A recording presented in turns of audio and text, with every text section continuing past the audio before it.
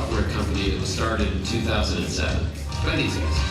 And this is how big the company is now. That is like 1,000% increase or something. Zendesk built business software for customer engagement. That does not sound very cool, but Zendesk is making it cool by making it better. Excuse me, what are you doing? Just working. Also going to customer service. Actually, having a little trouble with the technology here. That looks nice. Downloading your account history now. Thanks for calling, Mom and Dad. Hi. Can I just confirm your 16-digit account number, your date of birth, and my email?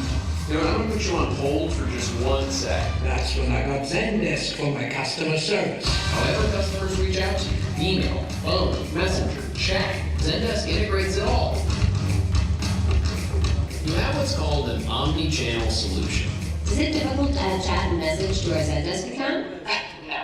It's kind of like a secret recipe for offering better integrated customer service more efficiently without compromise. But we just don't Zendesk.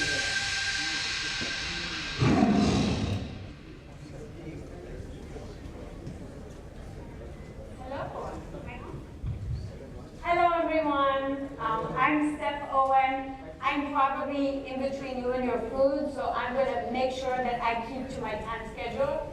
I want to point out the people from Zendesk in the back or the greater team.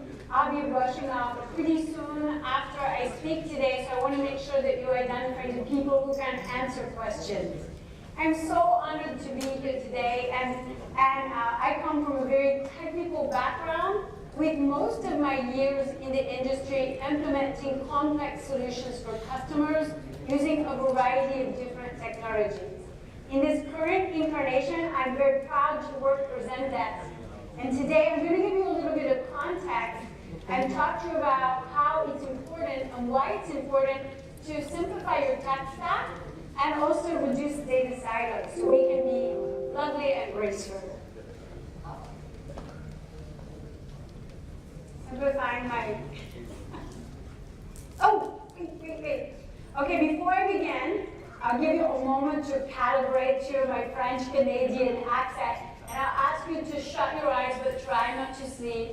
And I want you to just take a moment to think about your favorite brand. It can be anything. It can be a car, ladies, it can be shoes, it can be clothing, it can be a hotel chain, a ride-hailing company, or food. Right? Anything. So just take a second and think about that brand. Everyone doing it? No sleeping? If you get snoring, then people will laugh at you. Okay, now I want you to then think about why it is you love that brand. And it can be so many factors. Price may or may not factor into it. The quality may or may not factor into it. So that brand that you chose, your customers are comparing you to that brand. Your customers are nowadays comparing you to the best brand and the best experience that they've ever had. So we're no longer compared to taxis and having to wait for taxis. We've had companies like Uber come and change, radically disrupt the way we get rides to and from places. Airbnb, the companies here on the screen have definitely played a part in changing the landscape. And what that means now is your customers now expect this level of service and innovation at minimum.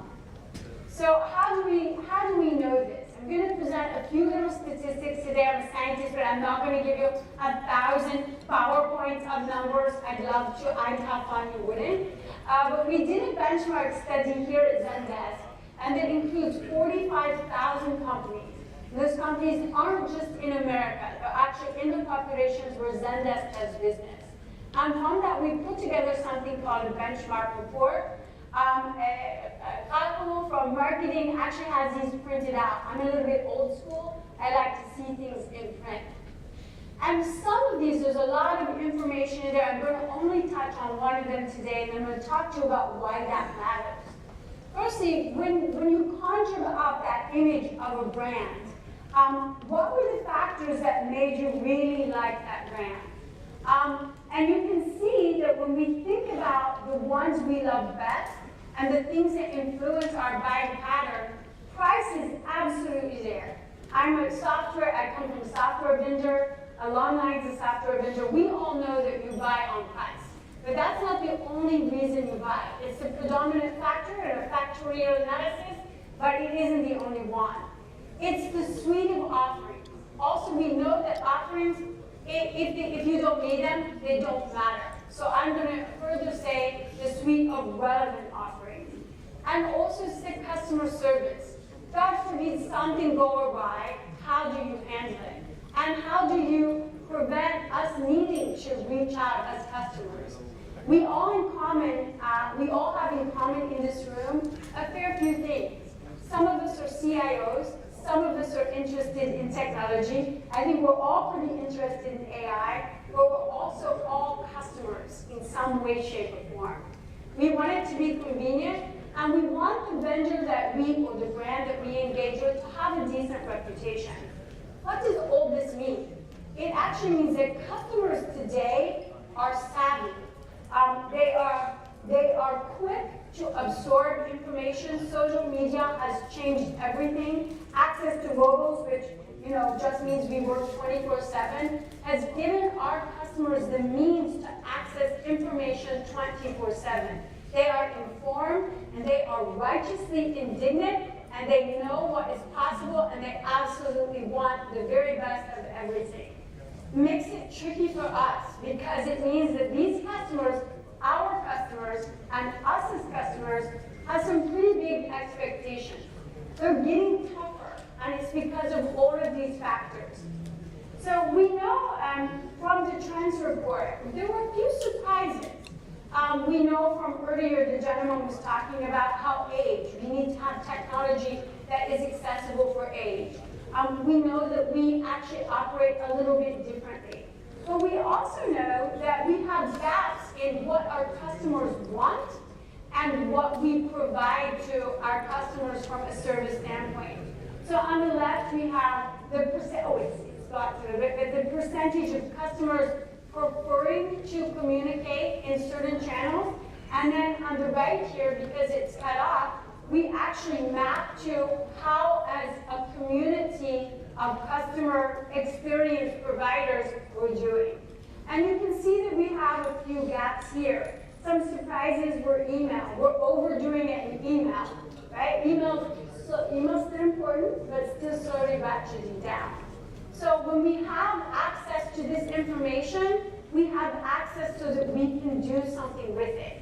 So whilst our customers are getting smarter and savvier and more demanding, and not just in India, I have to say Japan is also in my remit, and they rival you in India for their discerning nature.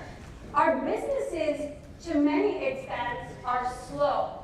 They're antiquated. They're disconnected. We ask the same thing twice, 3 times, 4 times of our customer because our legacy systems aren't keeping pace. And that's a problem when we want to be proactive. That's a problem if we want to work at the speed that our customers expect us to work at. It's not even a nice to have, it's an expectation now. It's our need to adjust. So your existing investment, if you're on legacy, so the dark trade speaker earlier was talking about how legacy systems are almost automatically at risk.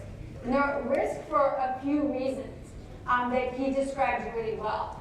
But our existing investment can hold us back, but new investment can empower us. New investment and just having your data in a consolidated place already reduce risks. I worked with lots of CIOs, CFOs, CEOs in my day. I know you all want to reduce risk, and it starts with how you embrace technology and how you invest in technology. Connecting your data sources. The more integration you have across your data sources, the more risk you have for breaches in that data. Reducing data silos means that you can get information more quickly, and then better yet, you can action on it, right? So we collect data, but we're collecting data in our silos, and we're not empowering it to make good decisions to bring us towards positive results. And I had the opportunity to meet Dr. Basu and watch a little bit of his panel.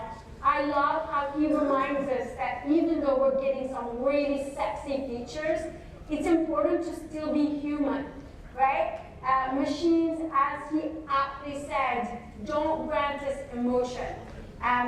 Maybe the Botox movement, I am not of the Botox movement, means that you might have a little trouble interpreting your wives. If they're mad, maybe they can't stab at you, but they can raise process. At Zendesk, we want to help you as consumers be the company your customers want you to be. That means talking to them in the way they want to talk to you. That means not having to repeat themselves if they mix modality.